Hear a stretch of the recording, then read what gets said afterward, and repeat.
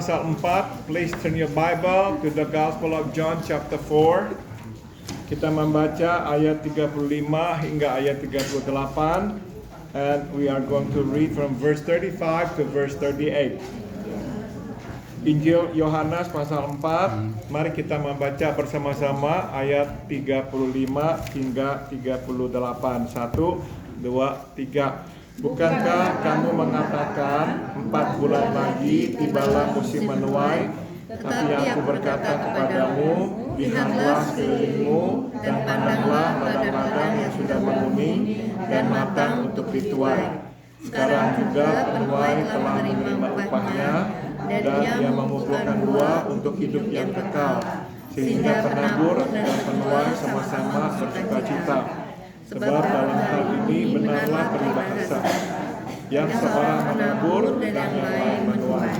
Aku mengutus kamu untuk menuai apa yang tidak kamu usahakan. Orang-orang lain berusaha dan kamu datang memetik hasil usaha mereka. In English, verse 35 to verse 38. Do you not say 4 months more and then the harvest? I tell you, open your eyes and look at the fields. They are ripe for harvest. Even now, the reaper draws his wages. Even now, he harvests the crop for eternal life, so that the sower and the reaper may be glad together. Thus the saying, one sows, another reaps, is true. I sent you to reap what you have not worked for. Others have done the hard work, and you have reaped the benefits of their labor. Mari kita masuk dalam doa. Let us pray. Kami naikkan syukur ya Tuhan, kami boleh membaca firman-Mu. Sekarang kami mohon, jelaskanlah supaya kami mengerti firman-Mu. We thank you, O Lord, for allowing us to read your word. And now we pray, please explain this to us so we will understand your word. Dalam nama Tuhan Yesus, kami berdoa. In the name of our Lord Jesus, we pray. Amen. Amen. Halaman 64, page 64.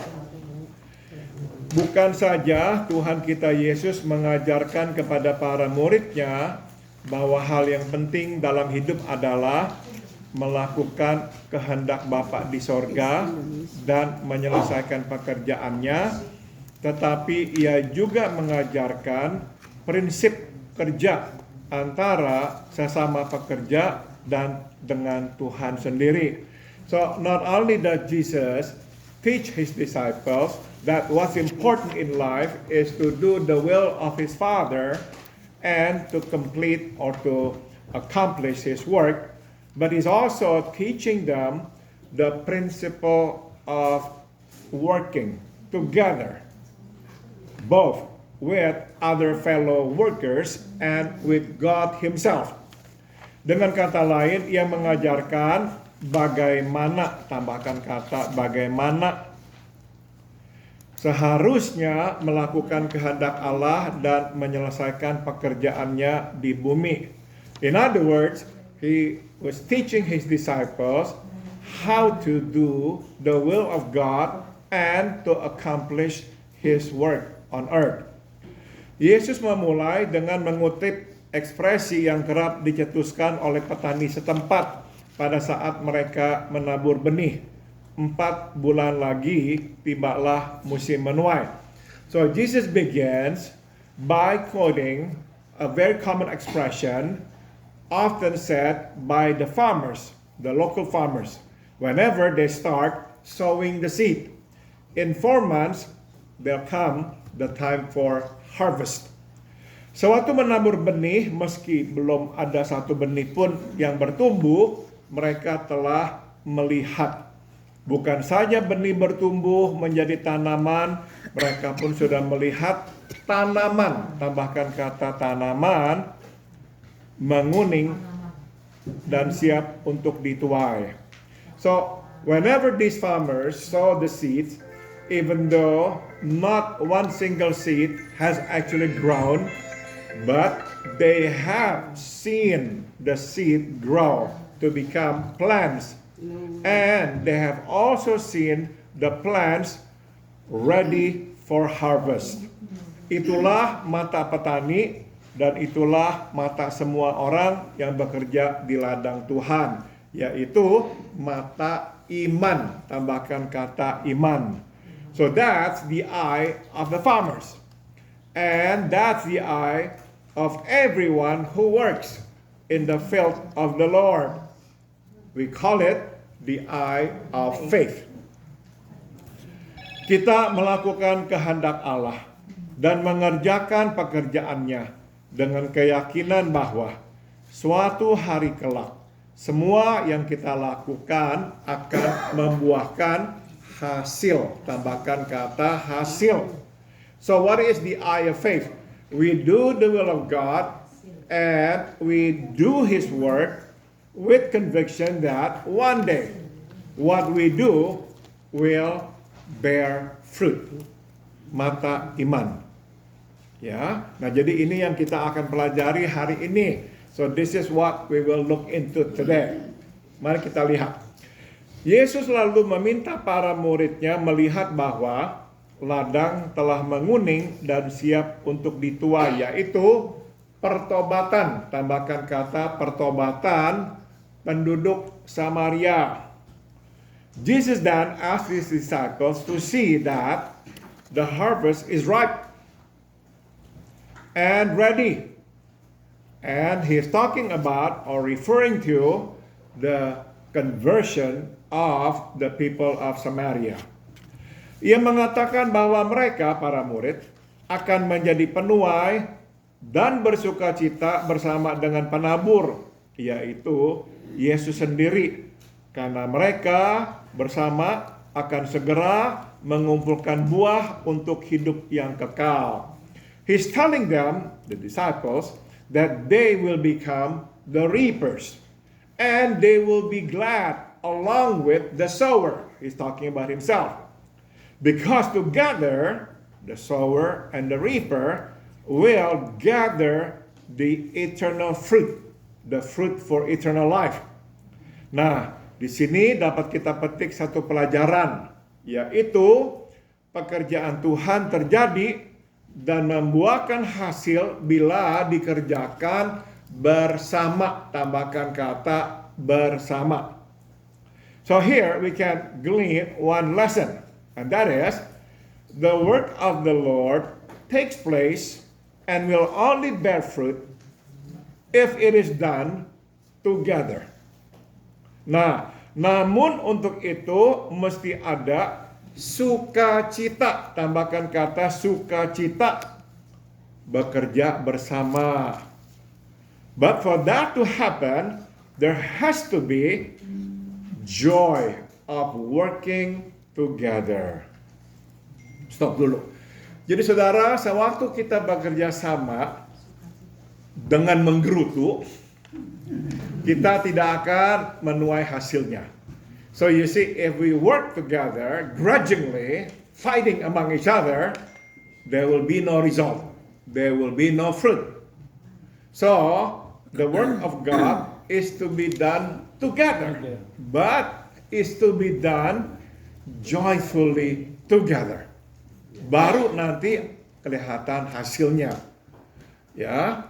Jadi saudara-saudara, kalau kita misalnya melihat pekerjaan Tuhan di suatu tempat bertumbuh dengan begitu lebatnya, nah kita bisa pastikan bahwa pekerjaan Tuhan itu di sana dilakukan bersama-sama dan dilakukan dengan sukacita. So whenever we see the work of God being done and we can see that it is growing, we can be sure of this fact that it is done together, not done by one person, not dominated by one person, but done together, and it is done together joyfully, happily together. Saudara, salah satu pelayanan yang saya tahu yang diberkati Tuhan dan bertahan berpuluhan tahun adalah pelayanan Pendeta Billy Graham. One of the ministries that I know of that lasted for years and received the blessings of God is the ministry of Billy Graham. Dan kita tahu sampai sekarang masih ada. And we know that it is still actually in operation, the ministry of BGEA, Billy Graham Evangelistic Association. Saudara, pelayanan itu dimulai di tahun 1949. Believe it or not, it started in 1949. Nah, saudara-saudara, sampai mereka hampir berusia 90 tahun, mereka masih melayani bersama-sama. You know what? Until Billy Graham and his co-workers were almost 90 years old, they were still together and they were still serving God together, joyfully. Nah, maka kita melihat buah-buah pelayanan mereka. And that's the reason I believe we see the fruits of their work. They work together, but they work together with joy. With joy. Ini penting sekali. Ya, saya pernah terlibat di dalam beberapa organisasi. I've been involved in several organizations. Dan saya harus katakan saudara-saudara, puji Tuhan akhirnya ada perbaikan-perbaikan, tapi saya melihat pada waktu-waktu tertentu organisasi itu dilanda oleh konflik, oleh pertentangan. Yeah, I've been involved in several organizations, and by the grace of God, all of them now are doing well. But I remember at certain points, they did not work together well. Instead of with joy, they had a lot of conflicts. Yeah, so there's no joy at all, no fun at all. Ya, jadi benar-benar justru merugikan, bukannya membawa berkat. Yeah, it is actually making people lose the joy of knowing Christ, of serving God when you are in that environment. Mari kita sambung lagi. Penabur bersukacita karena menerima tugas dan menyelesaikan tugas penabur. Dan penuai bersukacita karena menerima tugas dan menyelesaikan tugas menuai. Kita menghargai porsi masing-masing, tambahkan kata porsi. So the sower rejoices because he has received the task of sowing and he has completed that task. And the reaper rejoices because he has received the task of reaping and he has accomplished that task. So we should appreciate, respect each other's portion. Ya, ada yang menuai, ada yang menabur. Ada yang menabur, ada yang menuai. There are those who sow and there are those who reap.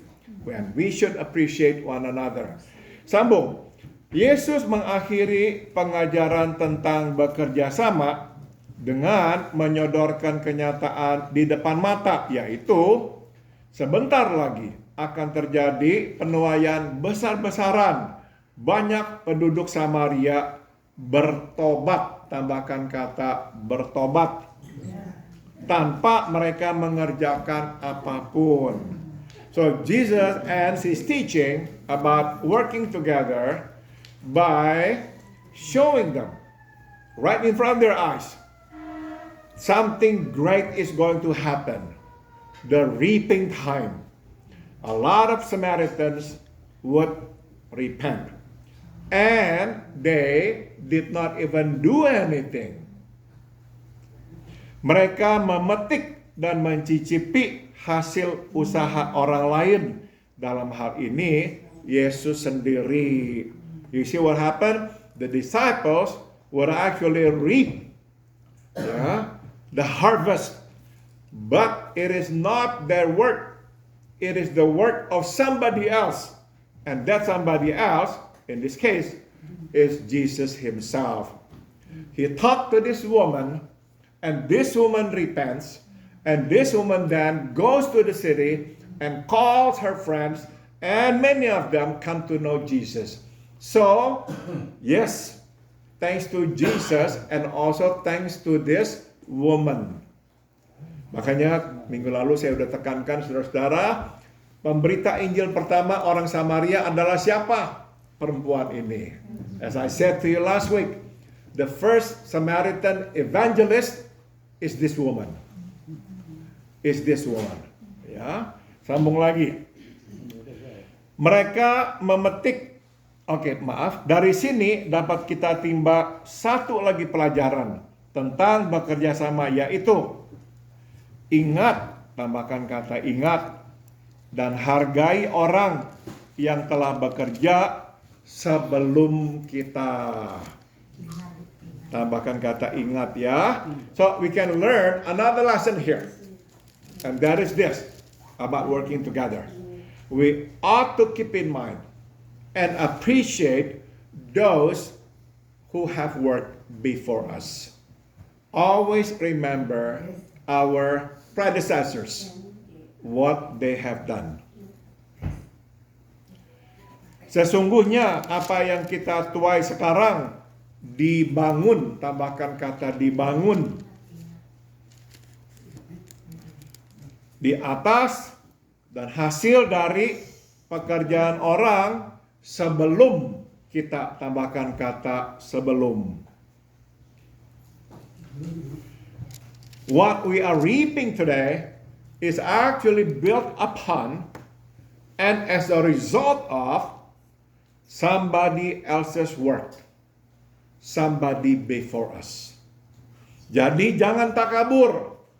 So do not be arrogant. Jangan beranggapan bahwa kita lah yang membuat semua ini terjadi. Do not think that it is all because of us. No. It is never because of us. It is because of somebody else before us, and somebody else before us, and somebody else before us. Saudara, di tahun 18-an datang seorang misionaris dari Tiongkok ke Bali. Ya, in the 1800 there was a missionary from China who was sent by this organization to bring the gospel to the island of Bali. Nah, saudara, dia kemudian bersama dengan seorang misionaris lain, seorang Amerika, bersama-sama melayani di Bali.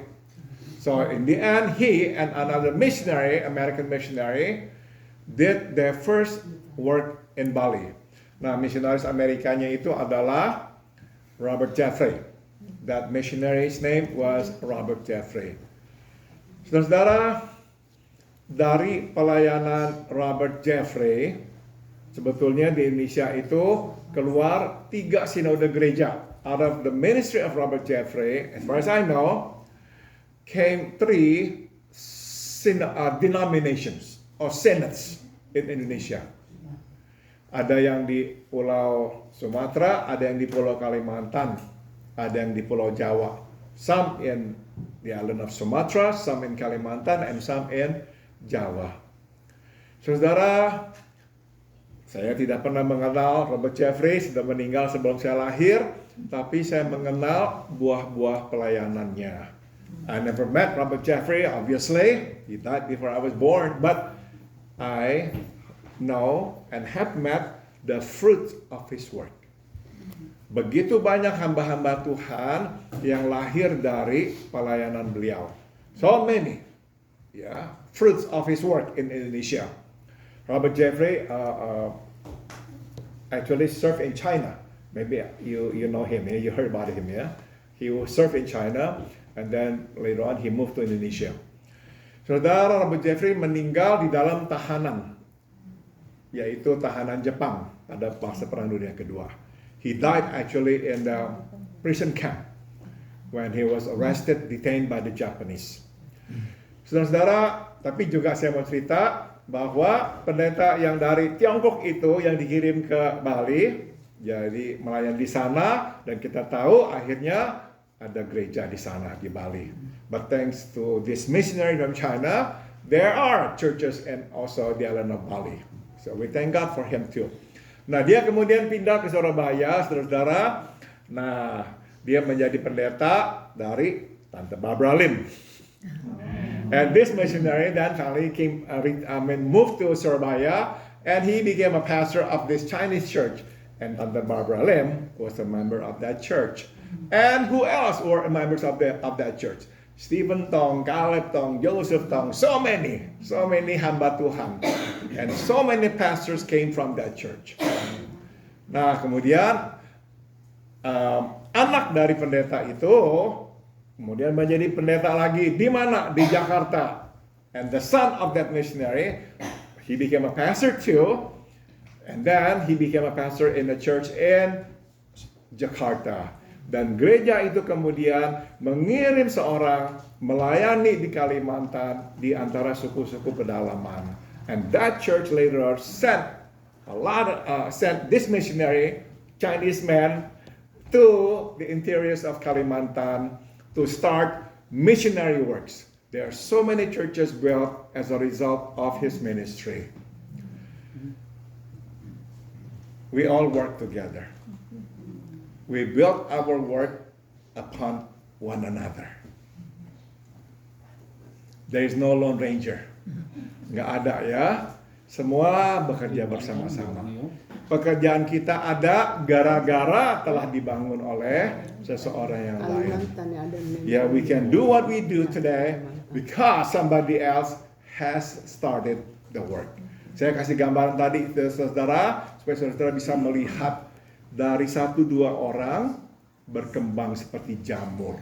Ya, I shared with you the story to show you that God used 1 or 2 individuals to bring the gospel and to spread His work, just like mushrooms.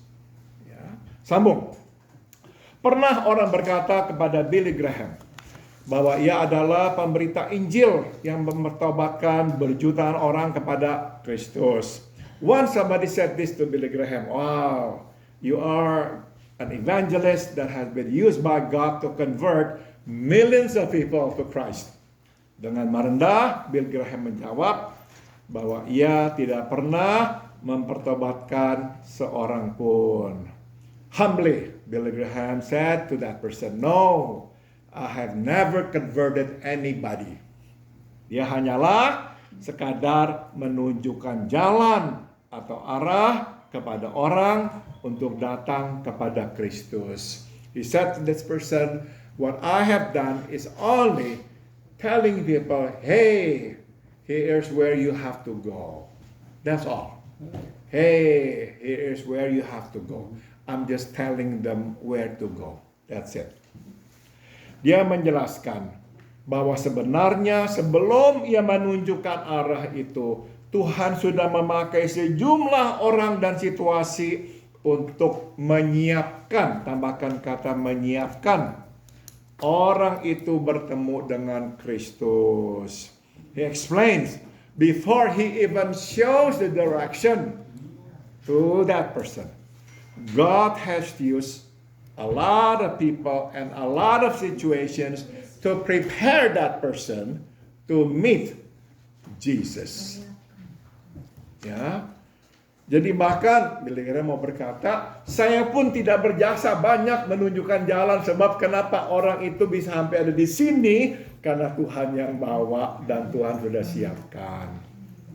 So what he is saying is, I don't even have a lot of part in showing the direction, because before even I show the direction, God has brought that person here. It is God who has brought that person here. He is the one who has prepared that person to, in the end, meet Jesus. Ya, sambung lagi.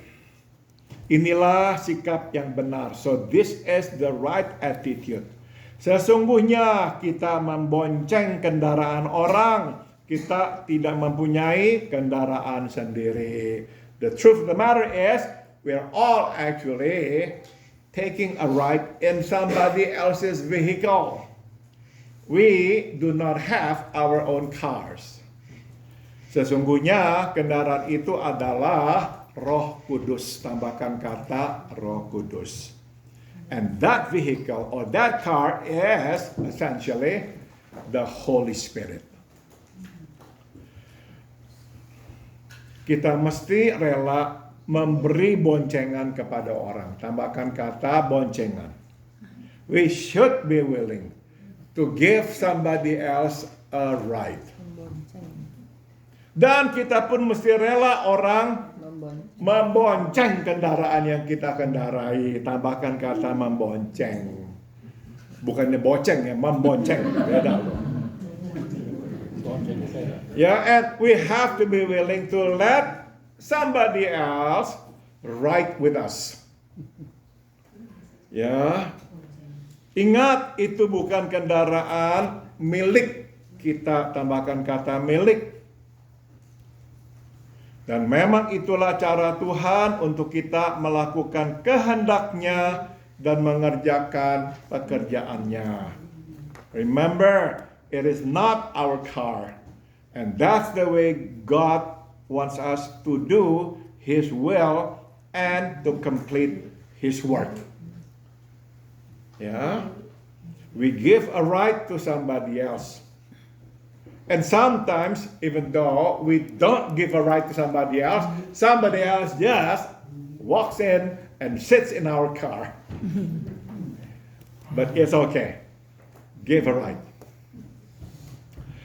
Pernah seorang hamba Tuhan mengeluh bahwa buah pelayanannya, yaitu para petobat, tidak bergabung di tempat di mana ia melayani. Once, this pastor complained. He said, the fruit of my work, he's talking about the converts, people who actually repented in his services, do not join the place where he ministered. Dia merasa kesal sebab dia merasa ia telah banting tulang bekerja, tapi tidak menikmati hasilnya.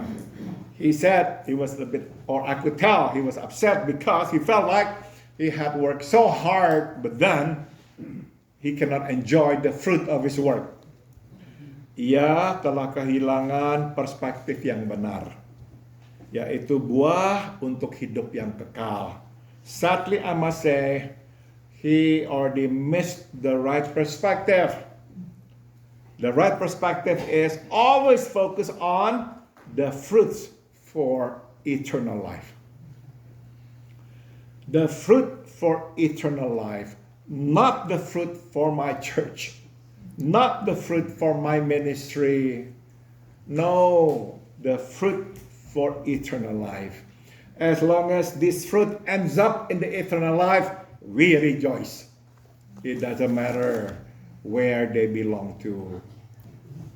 Kita harus rela dan bersuka cita melihat orang lain menuai, tambahkan kata menuai, hasil taburan kita. So we must be willing. In fact, we should rejoice when we see others reap what we have sown. Maunya kita, siapa yang menuai? Kita sendiri dong. Mas udah capek-capek menabur, udah capek-capek memberi pupuk, tanaman itu kita sirami, orang lain datang langsung tuai. Of course, we're not happy when we see somebody else come and harvest what we have done. We have worked so hard, sowing the seed, growing it, nurturing it, nourishing it. We want to be able to enjoy the fruit. But sometimes God says, no, you don't get to enjoy the fruit. Somebody else will. It's okay. As long as all these fruits end up in the eternal life. Oke, saya sudah selesai. Apakah ada yang mau berkomentar atau memberikan pertanyaan? Silakan, Mei.